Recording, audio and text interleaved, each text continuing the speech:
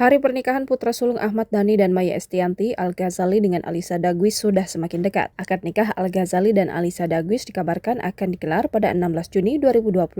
Kemudian, tanggal 19 Juni akan diadakan acara ngunduh mantu. Jelang pernikahan Ahmad Dhani mengunggah potret lawas bersama sang anak. Foto tersebut tampak melalui proses editing teknologi AI, sehingga layaknya video pendek. Dalam foto tersebut, tampak Dhani mengenakan kaos berwarna hitam dipadukan dengan celana pendek bermotif loreng. Pentolan grup Dewa 19 itu juga memakai topi dengan motif sama seperti celananya. Sementara itu, di samping Dhani ada Al-Ghazali kecil. Al-Ghazali mengenakan kaos berwarna putih dan celana jeans warna biru muda. Senyum manis terpancar dari wajah keduanya. Menyertai unggahannya, suami Mulan Jamila itu akan membuat pesta megah untuk sang putra sulung. "Kubuat pesta pernikahan paling megah untuk putra mahkotaku," tulis Dhani dikutip dari Instagram @ahmaddhaniofficial pada Kamis 12 Juni 2025. Al pun meninggalkan komentar di unggahan Dhani tersebut.